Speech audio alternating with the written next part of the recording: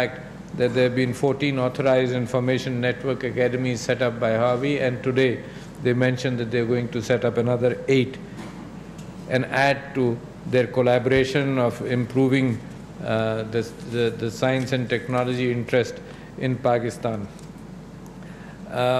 My interest in all this, in information technology, is very well reflected by the fact that the 3 books which I am reading today are all related to information technology, and I am very impressed by them. And you will, when I have mentioned the books, you will understand the weightage I give and where I see progress is taking place.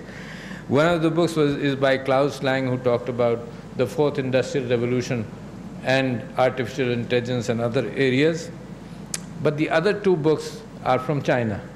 One of them is the Artificial Intelligence Giants, the People's Republic of China and the Silicon Valley, and that's written by Kung-Fu Lee. And the other is the Metric Society, written by, I'm forgetting the name, written by a Chinese gentleman, but the book has been translated.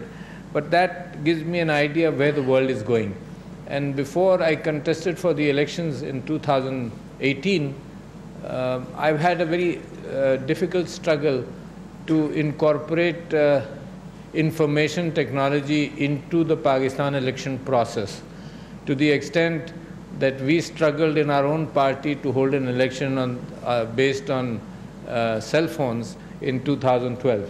And we were successful in the sense that we were able to poll votes from 3.5 million members of the party on cell phones, and all that happened without any controversy, without any polling agents, etc. And it was a successful experiment. But when in 2013 I wanted to have some Google Maps kind of a situation, Google Maps came out, and with the ability to mark the map and put all the physical landmarks onto the map, came out later than 2013. But in 2013 I called in LMKR and other Pakistani institutions with that I wanted a war kind of a map where I could, in my own constituency and constituencies in Pakistan, I could superimpose do a digital mapping or a virtual mapping on top of whatever the maps were existing, but I couldn't find it. But that in 2018 again I went back, but now this time I had Google Maps to work with. But then I went back to information technology people like Google itself, like Facebook, and I asked them that I want to relate to my constituents in real time, to look at their inclinations regarding their ideas about political parties or their ideas about Pakistan, and establish a two-way communication. But nothing was possible. Now this is only 6-7 months ago. This was May 2018, and the maximum I could do was that they were offering me the ability to have a digital fence around my constituency, and what I was going to message out to people, they could take that message out. But there was no data possibility of the fact that what are the people thinking to come back to me. I would do a case study, say Dr. Arif Alvi himself. How much data on Dr. Arif Alvi is available? Let me give you an example. And how much can be constructed regarding my future thinking, or in future if I want to purchase a product, something, my data is existing today in the cloud somewhere, by which people could predict every action, almost every action I would take. For example, I have about 30,000 tweets on Twitter. That means I must have expressed myself on everything which came to my mind. To the fact that I saw a movie, I expressed the fact that I liked this movie, which for which later on I was told by a lot of people commenting, you know, because the President of Pakistan is watching a movie, has so much time on his hands, but doesn't matter. When I watch cricket, there were other comments also, you know, but I won't mention that. For example, when I watch cricket, I feel like making up a comment. I have restrained myself from commenting too often because of the same thing, because as soon as I watch cricket, people make a comment that इनके पास बड़ा फारिग time है, इतना पाकिस्तान का हाल ख़राब है, लोग भूखे मर रहे हैं, ये क्रिकेट देख रहे हैं. So, but then everything is there. किसी ने वो तस्वीर डाल दी कि मैं एयरपोर्ट पर लेटा हुआ हूँ, मैं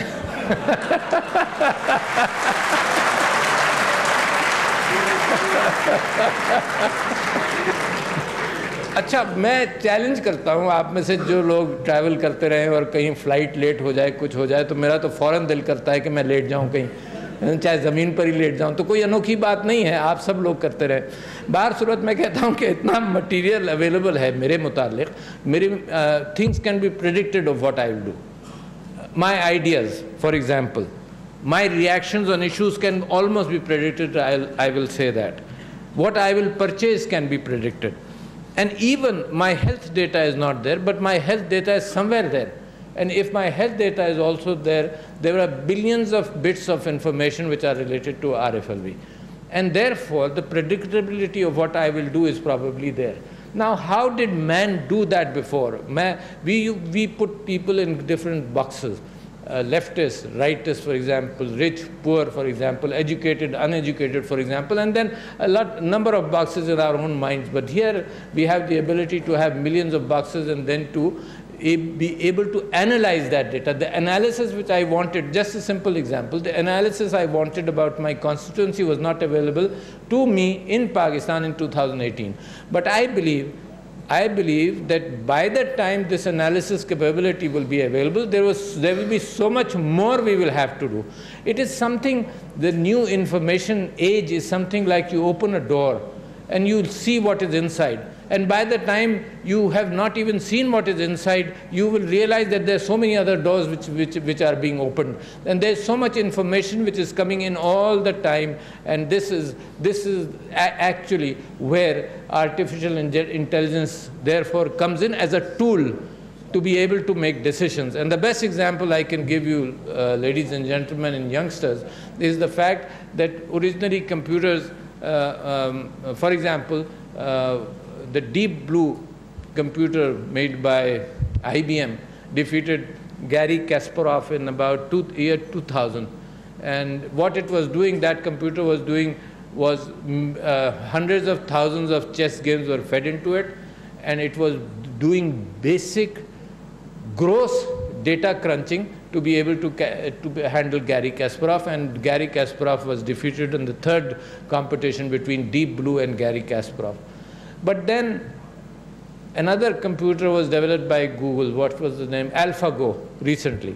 And what it did, and that is where I want you you people realize that, but some of us may not, and I want to be able to develop a distinction where intelligent analysis rather than data crunching is helping develop a lot of things which are almost coming into or being seen on the roads even now, like Tesla cars, etc. Judgments being made not by raw data crunching, but the fact with artificial intelligence to be able to develop a route which is more easily determined than raw data crunching. So what AlphaGo did, AlphaGo was given the rules of chess only to understand.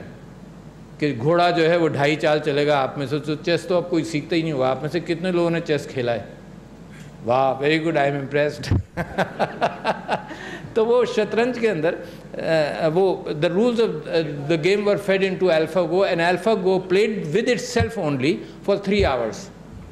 Only for 3 hours. Played itself. No history of games was fed into it. And then it defeated Deep Blue. 100, if you people understand chess, so 100 games were played and 70 were won by AlphaGo and 30 were drawn. In chess, there's a certain situation where it comes to a draw. It was remarkable. But what I wanted to talk to you about, that Deep Blue was making millions and millions of calculations per second, and AlphaGo was making only 70,000 calculations per second.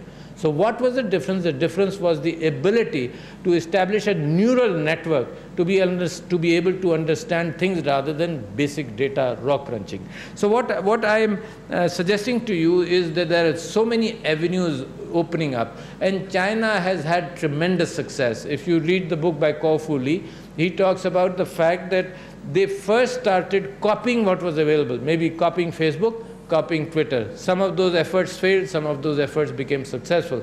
But finally, after all that copying and being in the market and struggling, and he almost calls it like there were gladiators in an arena who are fighting with each other within China on the internet situation. But out of all that competition, China is becoming and is the leader of the world in technology today. Great. And I'm proud of the fact. And I believe that what I am concerned about Pakistan, and that's why my interest comes up, I believe that this is for Pakistan to change through brick and mortar, industrial exports, etc. For example, in the economy which is needed, employments which need to be generated, it requires a lot of investment. To develop jobs for 1,000 people, for example, if an industry is set up, it requires millions of rupees, for example, and a 2-year or a 3-year time frame to be able to do that. But at the same time, I realize that with folks like you, with youngsters like you, with competitions like these, with the ability to understand what is happening in the internet world, if you learn to be able to get onto that bandwagon today, I am surprised by the sudden change which can happen in people's lives. If that can happen in people's lives, the opportunity to be able to work. And Javeria, you mentioned the fact here that it is a man's world. No, it is not. You are sitting at home, you can do a lot more than ever before. The women of Pakistan must realize that. You see this huge population of women who are not going out for cultural reasons, for whatever reasons, but if they have the opportunity to link with the world and to be able to produce, why did we want women to learn sewing and stitching clothes? Because they could sit at home and do it. So today what is happening is a lot of you, when you already sitting here, must be looking for opportunities, developing your own apps, opportunities to work in industry, while a brick and mortar industry requires people to come here to the factory to work. You people can sit at home and work in New York, for example, or in California, for example, or Canada, for example, or China, for example. So this is the most advantageous situation of developing software, blockchain, virtual reality, augmented reality, distributed ledger, and you keep on naming it. And I am sure that there are tremendous opportunities. So what do we have to do?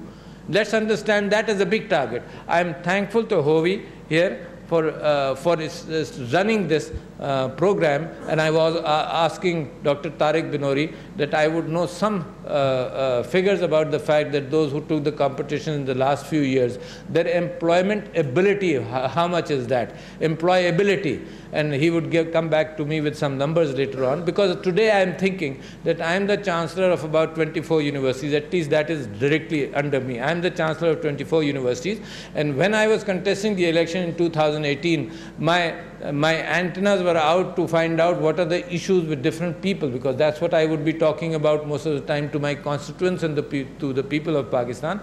And I found out that what the universities are producing, there is a gap, not a knowledge gap, there is a gap of marketing. What the universities were producing and what the market required, there was that existent gap.